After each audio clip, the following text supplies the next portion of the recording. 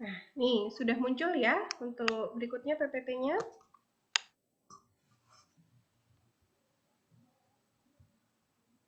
Sudah muncul?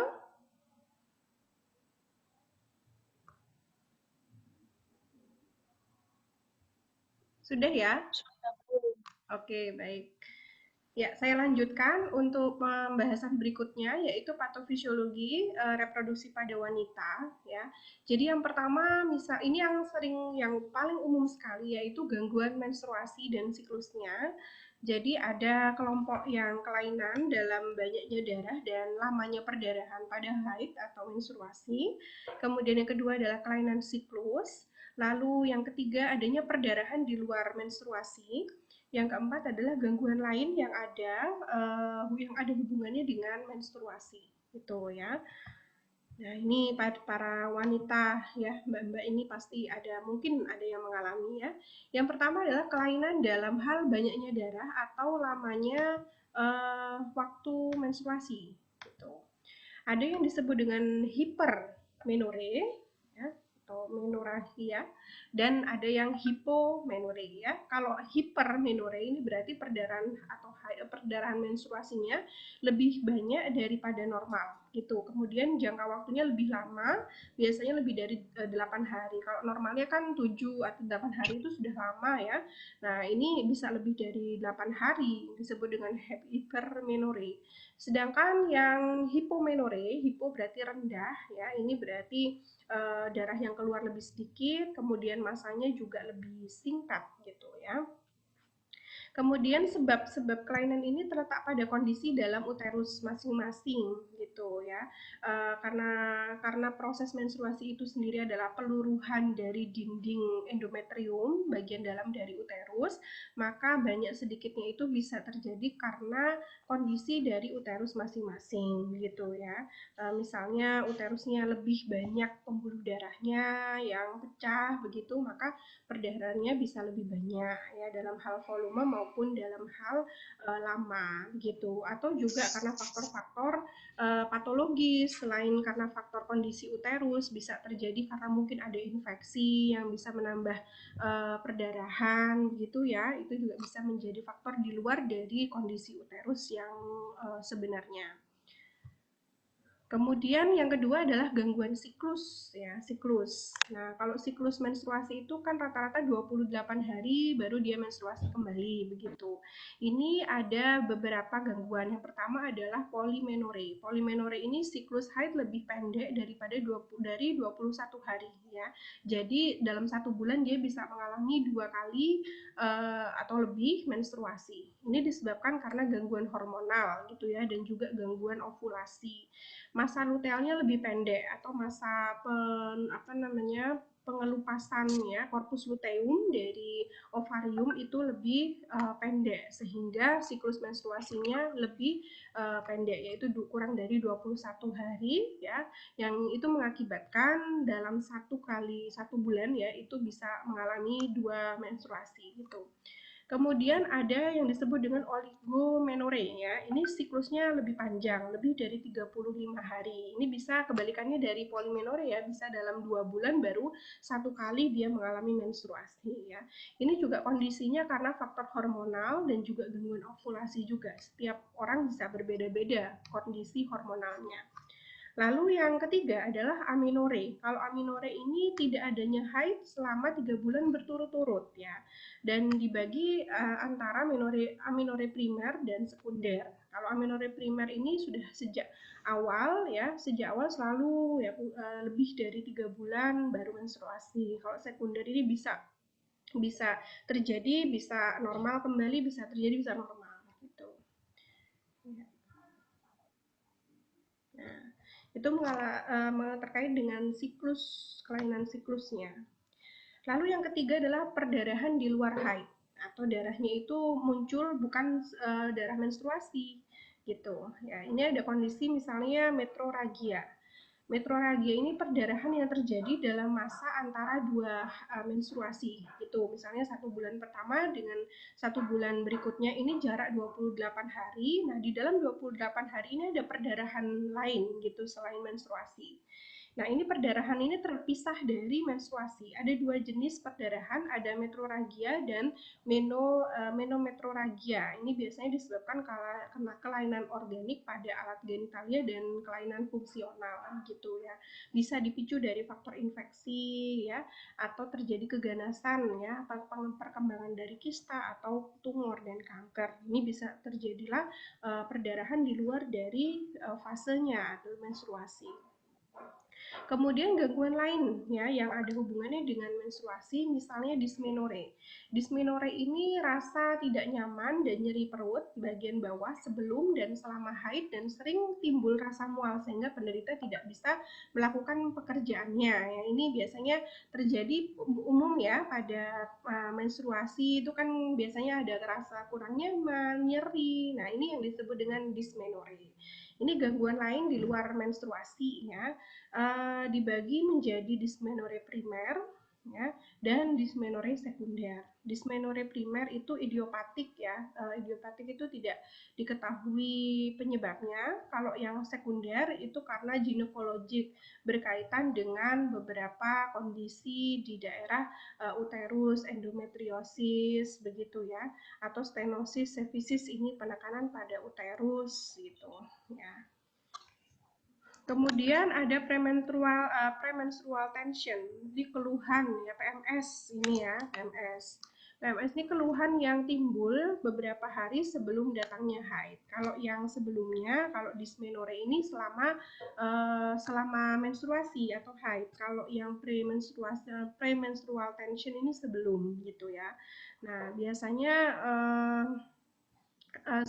selain itu keluhannya iritabilitas atau kemampuan untuk menerima rangsangan itu rendah, insomnia atau tidak bisa tidur ya, nyeri kepala, mual dan pembesaran mame itu yang biasanya juga timbul rasa nyeri gitu.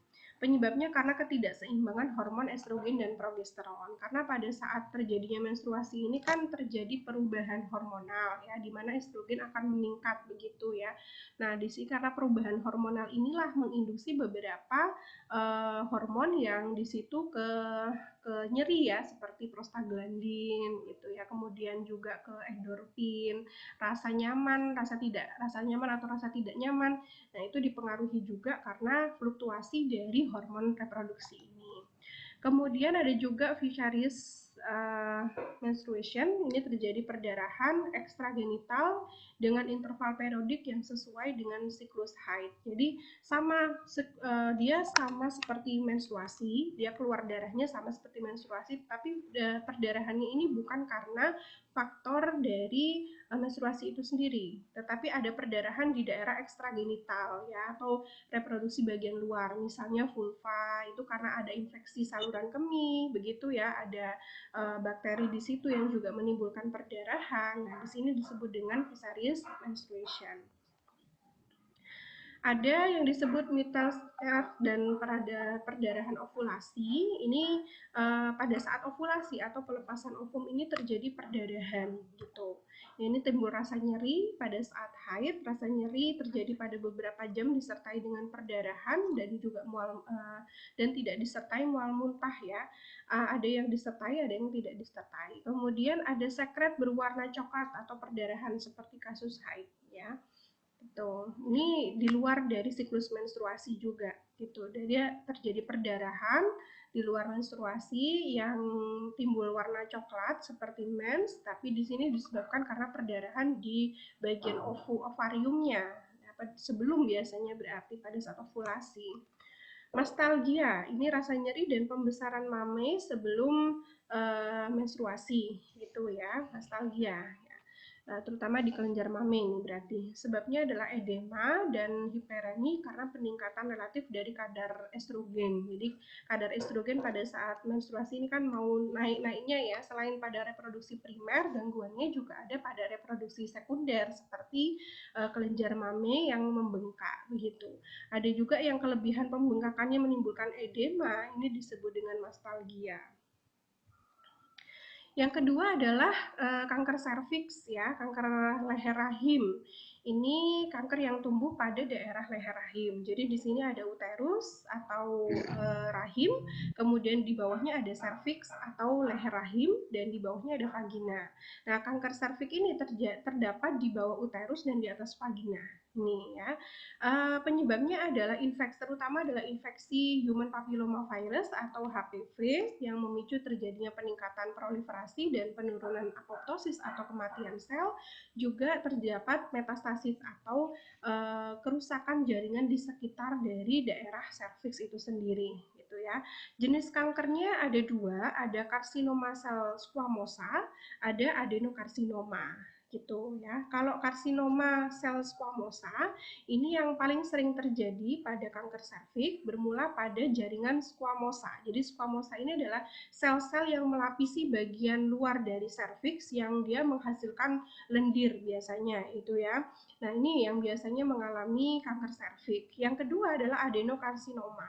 Ini jenis kanker serviks yang bermula pada sel kelenjar pada saluran leher rahim. Jadi di bawah daripada squamosa, ya itu ada adenokarsinoma. Penyebab utamanya adalah human papilloma virus, tapi ada beberapa faktor resiko. Jadi pendukungnya misalnya adalah merokok, berhubungan seksual usia dini, kemudian berganti-ganti pasangan, ya, kemudian juga pemakaian dietil stilbersol, ya, ini pada wanita hamil, ya, obat-obatan. Kemudian gangguan sistem kekebalan secara umum, HIV/AIDS misalnya, ini juga bisa memicu terjadinya kanker serviks, pemakaian pil KB yang itu hormonal, kemudian infeksi saluran genitalia, herpes genitalia misalnya, dan infeksi klamidia juga bisa memicu kanker serviks. Lalu golongan ekonomi lemah ini faktor risiko dalam hal sanitasi aja sih, jadi tidak bermaksud rasis ya, artinya lebih kepada menjaga kebersihan itu sendiri sebetulnya, bukan dari faktor ekonominya. Kemudian ini adalah patogenesisnya ya. Jadi virus HPV ini nanti akan masuk ke daerah serviks ya. Di daerah serviks itu memang tempatnya dia untuk menginang atau host di situ istilahnya ya, tempat hidupnya di situ dia cocoknya. Ada yang di daerah squamosa, ada yang di daerah endocervical kolumnar yang menyebabkan adenokarsinoma tadi. Nah, nanti si HPV ini akan memicu, dia punya dua protein virus, yaitu virus E6 dan E7, di mana yang E6 ini akan menonaktifkan gen P53 yang menyebabkan sel kanker ini tidak gampang mati, begitu ya. Jadi apoptosisnya terganggu. Sedangkan protein E7 dari virus ini akan menyebabkan siklus sel meningkat, terjadinya proliferasi. Akibatnya si sel squamosa ataupun sel endocervical ini bisa meningkat proliferasinya, pembelahan selnya menjadi meningkat, tetapi tidak mudah mati begitu ya, sehingga terbentuklah benjolan begitu di daerah cervix ya. Ini mulai dari low grade, high grade ya, bisa kalau high grade ini bisa meningkat terjadinya metastasis atau invasi jaringan ke daerah sekitarnya yang memicu peningkatan stadium gitu ya. Ini beberapa faktor risiko tadi juga sudah saya jelaskan. Ini faktor risiko juga bisa mendukung peningkatan grade dari atau stadium daripada kanker itu sendiri. Jadi gaya hidup sehat ini diharapkan mampu sebetulnya untuk menekan laju pertumbuhan daripada sel kanker. Kalau gaya hidupnya juga tidak bagus ya, minuman alkohol, smoking atau merokok, kemudian penggunaan kontrasepsi ya yang tidak sesuai, itu juga bisa memicu peningkatan stadium kanker serviks itu sendiri. Kemudian ini perjalanannya infeksinya ya, ini hampir sama seperti yang saya jelaskan tadi. Jadi yang paling banyak jenis subtipe dari HPV itu banyak sekali adik-adik, tapi dua yang paling banyak menyebabkan kanker serviks, yaitu HPV 16 dan HPV 18 ya. Ini 70% yang bisa menginfeksi saluran daerah serviks kita gitu. Nah, virus kalau sudah masuk ke dalam sel, dia akan membuat protein virus tadi, yaitu E6 dan E7 yang saya jelaskan tadi. Kemudian dia akan replikasi menjadi banyak. Kemudian virus-virus yang anakan-anakan tadi akan berkembang di daerah sekitarnya, sehingga menimbulkan transformasi sel baru, gitu ya. Jadi menjadi dari sel normal menjadi sel kanker. Kemudian terjadilah invasi jaringan ke jaringan di bawahnya, gitu. Jadi menjadi lebih besar. Ini stadiumnya mulai dari normal, early stage, stadium 1 ya, berkembang terus stadium 2 nanti terlihat di pada saat diagnosis ya, di sini kerusakan jaringan ya. Ini kalau di iris sebelah sini irisannya, nah, bisa juga terjadi bleeding atau perdarahan. Gejalanya perdarahan vagina yang abnormal ya, terutama di antara dua menstruasi. Jadi saya ceritakan tadi mungkin ada perdarahan di luar menstruasi, ini bisa dipicu dari kanker. Menstruasi abnormal bisa lebih lama atau lebih banyak, tadi juga bisa dipicu selain faktor dari uterus juga adalah faktor infeksi dan kanker. Keputihan yang menetap dengan cairan yang encer gitu ya, karena ada kerusakan jaringan endometrium, kanker serviks. Tentu juga ada dia bisa menjangkit dari jaringan di atasnya, yaitu uterus, bisa meningkatkan keputihan. Dan biasanya keputihannya juga berbau busuk ya, dan berwarna hitam, juga ada yang mengandung darah. Kalau hitam ini berarti darahnya sudah lama gitu ya.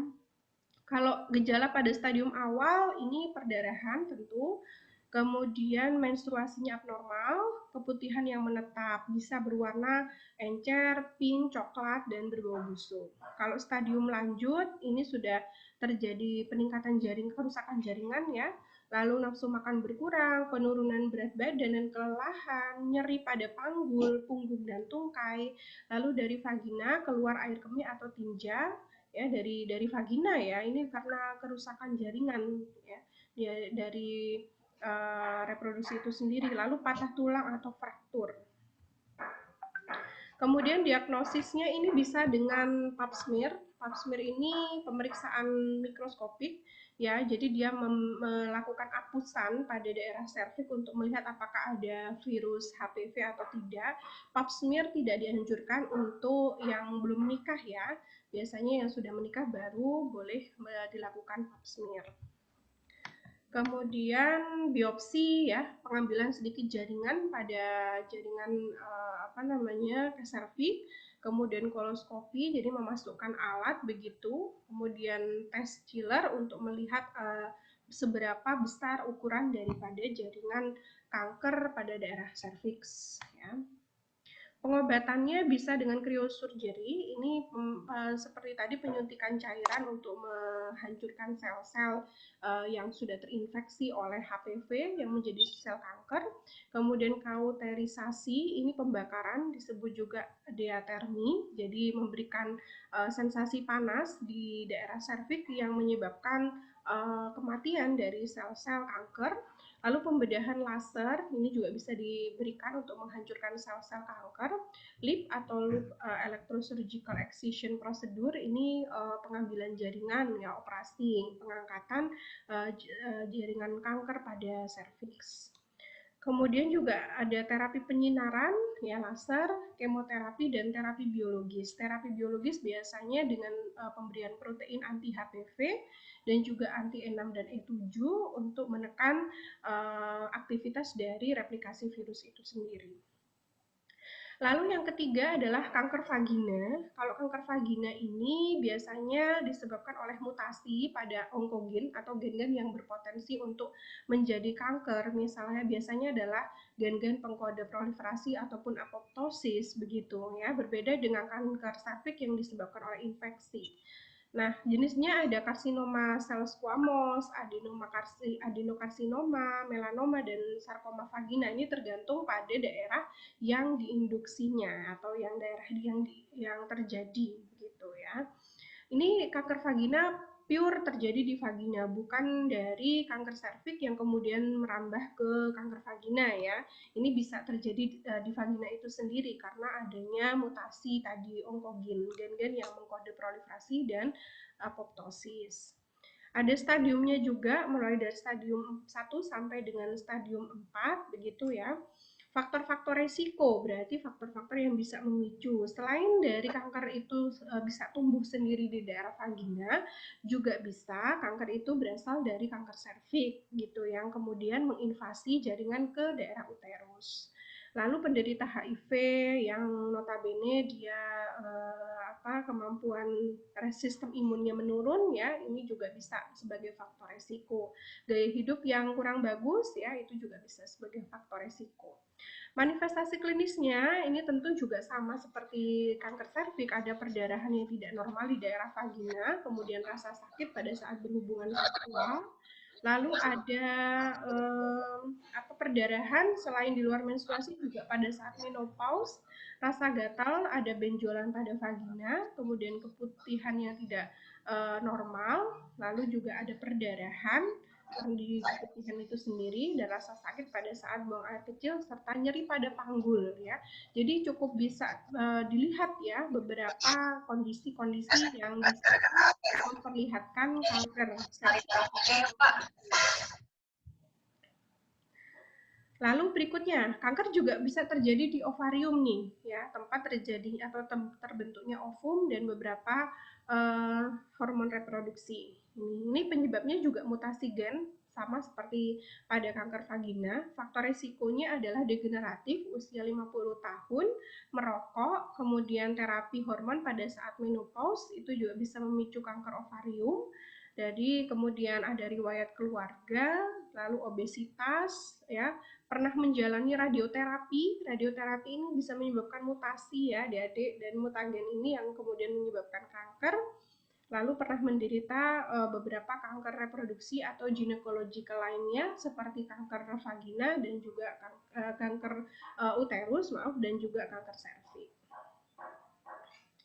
Untuk gejala-gejalanya hampir sama ya, tapi di sini juga ada loh yang mengalami pipis yang terus-menerus ya, begitu kemudian gangguan kurang nafsu makan, ya nyeri pada daerah pelvik. Pelvik itu adalah daerah tulang kemaluan, kemudian daerah abdomen ya, ini punggung dan panggul. Lalu bloating itu rasa kembung ya, back pain berarti nyeri pada daerah punggung dan panggul, upset stomach atau rasa terbakar ya di daerah kemaluan, kemudian pusing ya, konstipasi, lalu nyeri pada saat berhubungan seksual. Ini kanker ovarium ada 2 tipe. Yang tipe pertama dia bisa berkembang ke endometriosis ya, peradangan pada daerah endometrium. Kalau yang pathway tipe 2 dia bisa ke gangguan genetik, ke tuba falopi berkembangnya ya. Lalu ada kanker rahim atau uterus, ini penyebabnya juga sama, mutasi pada onkogen, ya, beberapa faktor risikonya juga hampir sama di semua kanker di ginekologi. Ada juga nih karena faktor tekanan darah tinggi, ini faktor risiko ya, diabetes, ketidakseimbangan hormonal, riwayat keluarga. Ini sangat erat kaitannya dengan kanker ginekologi atau gangguan reproduksi wanita, kanker reproduksi wanita. Ini dia bisa endometrium ya, ke endometrium itu lapisan bagian terluar dari bagian terluar ya yang ada di dalam uterus gitu ya. Itu bisa mengalami endometriosis atau pembengkakan daerah endometrium gitu ya. Kemudian gejala dan tanda-tandanya ini tentu ada perdarahan di luar siklus menstruasi, kemudian juga ada rasa nyeri, sulit ya untuk buang air kecil ya. Kemudian daerah pelvik juga mengalami nyeri gitu ya, dan beberapa gejala postmenopause ya. Kemudian ini after vaginal bleeding ya yang harus diperiksakan ke dokter. Kapan harus ke dokter ya? Berarti ketika adik-adik atau Anda atau pasien ya, ini mengalami perdarahan di luar siklus. Ya, ini harus aware ya, harus segera ke dokter untuk mengecek apakah perdarahan tersebut normal atau tidak. Ya, perdarahannya termasuk dalam siklus menstruasi atau ada faktor-faktor lain yang serius seperti adanya infeksi ataupun tumor atau kanker. Itu. Jadi harus dilihat ini. Lalu orang dengan menopause ya yang sudah usia lanjut ini juga harus segera memeriksakan diri apabila terjadi bleeding gitu. Karena kan normalnya menopause tidak menstruasi. Nah, ini kenapa kok terjadi bleeding atau perdarahan? Nah, ada apa? Jadi harus segera memeriksakan diri. Atau setelah berhubungan seksual juga sering terjadi perdarahan, ini juga harus segera ke dokter gitu ya.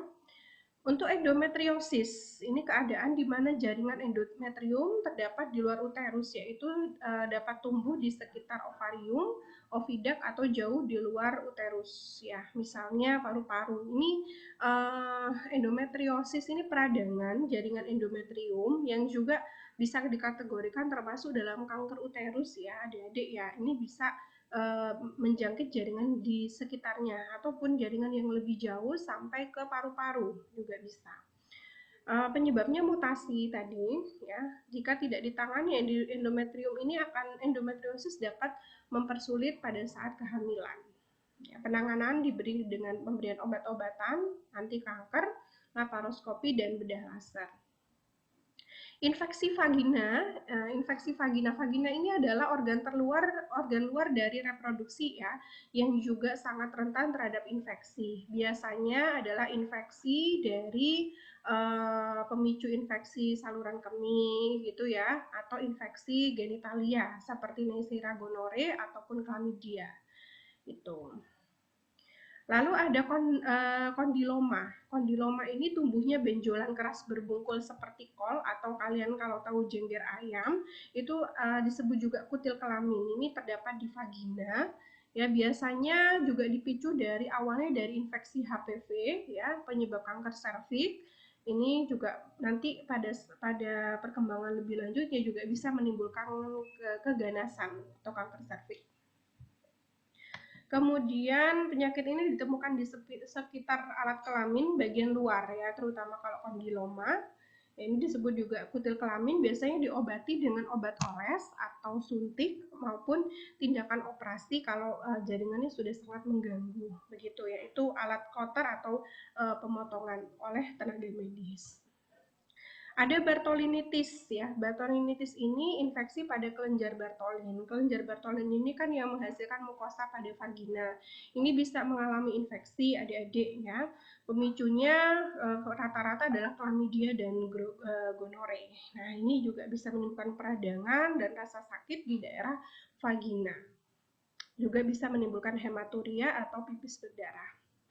Vulvovaginitis ini juga peradangan pada daerah vulva dan vagina gitu ya, yang sering menimbulkan gejala keputihan atau flor albus, ini keluarnya cairan putih kehijauan. Biasanya kalau keputihan normalnya itu kan putih bening gitu ya, kalau dia ada jamur ya ataupun bakteri atau infeksi lainnya dia bisa berwarna kecoklatan ataupun kehijauan ya. Kalau kehijauan ini bisa dari keluarnya cairan karena ada vulvovaginitis atau peradangan pada daerah vulva dan vagina. Penyebabnya bisa Trichomonas vaginalis, Candida albicans yang jumlahnya berlebihan, lalu virus herpes dan kondiloma. Kandidiasis atau keputihan ini mungkin sering juga terjadi. Kalau biasanya terjadi sebelum menstruasi ya, ini normal-normal saja sebetulnya adik-adik keputihan. Yang tidak normal ini kalau misalnya dia berwarna putih susu seperti susu pecah, kemudian juga bisa berwarna kehijauan dan warnanya tidak sedap ya, bau. Nah, ini bisa diakibatkan karena tumbuhnya jamur ya. Jadi keputihan plus tumbuhnya jamur. Biasanya untuk terapinya diberi obat anti jamur ya. Jadi keputihan normal-normal saja, tetapi harus tetap menjaga kebersihan area reproduksi dari jamur. Nah, kita punya Candida albicans yang termasuk dalam flora normal ya, tetapi kemudian dia bisa meningkat jumlahnya ketika kebersihan tidak dijaga dengan baik dan makanan-makanan yang kita makan itu banyak yang asam ya, pemicunya itu ya adik-adik ya. Jadi harus banyak minum air ataupun buah-buahan supaya pH di dalam vagina itu juga lebih bagus ya, lebih basah sehingga nanti Candida albicans-nya tidak terlalu banyak ya. Karena Candida albicans yang banyak bisa memicu jamur ya. Peningkatan jumlah ini bisa memicu keputihan yang lebih parah gitu, yang menimbulkan ketidaknyamanan sih, sebetulnya tidak mengganggu fertilitas, tetapi menjadi ketidaknyamanan ya bagi wanita. Lalu gonore, gonore ini penyakit akut yang menyerang selaput lendir gitu ya, disebabkan Neisseria gonore. Ini bisa terjadi pada laki-laki dan pada wanita ya, adik-adik ya. Infeksi Neisseria gonore. Sign and symptomnya terjadi bleeding ya pada saat mungkin apa namanya berhubungan seksual begitu ya, atau di luar dari itu ada pembengkakan jaringan pada area seksual gitu ya. Kemudian konjungtivitis juga bisa terlihat dari mata ya, matanya memerah dan terjadi gatal pada mata, ini karena infeksi dari Neisseria gonorrhoeae. Yang ke-13 ya, banyak sekali ya. Ini ada herpes simplex genitalia. Ada herpes di wajah, ada herpes di area genitalia. Jadi ada perbedaan ya. Kalau herpes simplex genitalia ini kita bahas hari ini. Itu berhubungan dengan saluran reproduksi yang infeksinya disebabkan oleh virus HSV2. Kalau herpes kulit ya itu beda lagi. Nanti minggu depan ya kita akan bahas herpes kulit. Nih, ini gejalanya ada demam, menimbulkan sensasi perih pada daerah genital, gitu ya, dan rasa pegal nyeri pada daerah panggul dan pinggul. Pengobatannya tentu dengan antivirus dan menjaga kelembapan dari organ kewanitaan, gitu ya. Waspada, jadi virus herpes ini ada dua jenis, ada HSV1 dan HSV2 ya. Ini juga bisa terjadi pada balita ya, jadi hati-hati juga dalam menjaga area genitalia. Bisa karena kalau di pada bayi itu juga bisa dari pada saat persalinan dari ibunya dia membawa virus HSV ini gitu.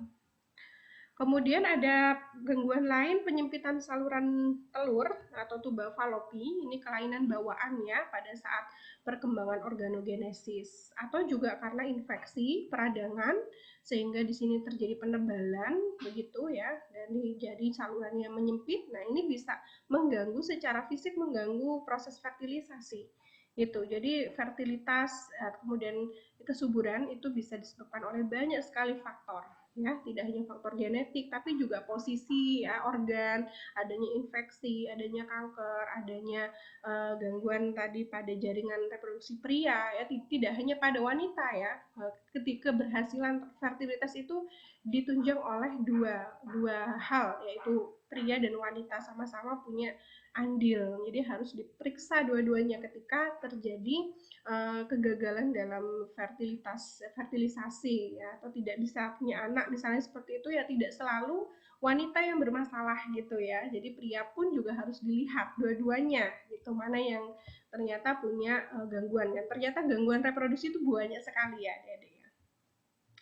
Lalu yang berikutnya ada hamil anggur. Ini mungkin sering di masyarakat kita ya disebut hamil anggur. Ini sebetulnya istilahnya adalah mola hidatidosa. Ini adalah proses fertilisasi dan perkembangan janin yang tidak berkembang dengan baik. Jadi pembentukan ari-ari ini kan jadi perkembangan janin, lalu ada terbentuk ari-ari pada saat proses perkembangan janin.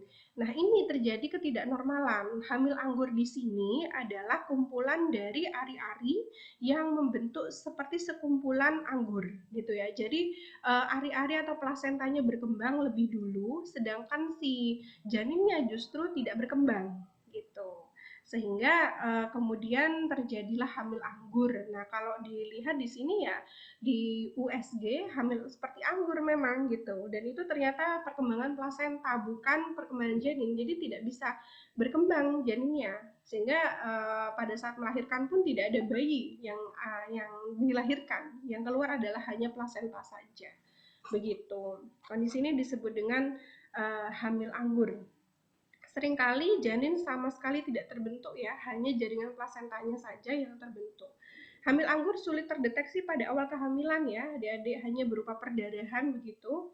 Karena pada awal ini mirip seperti hamil biasa ya, karena memang hamil sebetulnya ya mual, muntah begitu ya, seperti layaknya orang hamil, tetapi di sini janinnya tidak berkembang, yang lebih berkembang adalah plasentanya yang bentuknya seperti anggur. Jadi harus kenapa kemudian rutin check up ke dokter setiap 1 bulan sekali minimal ya, itu harus dilakukan karena untuk melihat ini perkembangan dari janin itu sendiri seperti apa gitu ya. Jangan-jangan ari-arinya yang berkembang, janinnya tidak berkembang gitu. Penyebabnya ini terjadi karena awal proses pembuahan yang tidak normal. Bisa terjadi karena sperma yang membuahi sel telur kosong atau terdapat 2 sperma yang membuahi 1 sel telur. Jadi pada kondisi misalnya gini, spermanya ada, kemudian dia membuahi sel telur yang kosong. Jadi tidak ada ovum yang bagus di situ, yang subur di situ. Sehingga fertilisasi terjadi tetapi tidak terbentuk zigot. Yang terbentuk adalah plasenta saja tanpa zigot. Kemudian ada pada kondisi ada 2 sel sperma yang membuahi 1 sel telur, disebut dengan hamil anggur sebagian. Pada kondisi ini terdapat tambahan genetik dari ayah sehingga hasil pembuahan tidak bisa bertahan lama atau mati, ya, begitu. Jadi hamil anggur itu ada hamil anggur full ya keseluruhan, ada hamil anggur parsial atau sebagian gitu ya. Kalau hamil anggur yang full atau keseluruhan ini dikarenakan tadi spermanya apa istilahnya ya, membuahi sel telur yang kosong. Kalau yang parsial itu 2 sel sperma membuahi 1 telur, di mana tidak berkembang dengan baik yang menyebabkan plasentanya lebih berkembang tetapi zigotnya tidak berkembang. Faktor resikonya ya sebetulnya penyebab utamanya ya idiopatik ya, tidak diketahui secara jelas ya sebetulnya apa yang menyebabkannya, tetapi kalau dilihat di runut tadi ya, tapi proses fertilisasi yang tidak sesuai ya. Tadi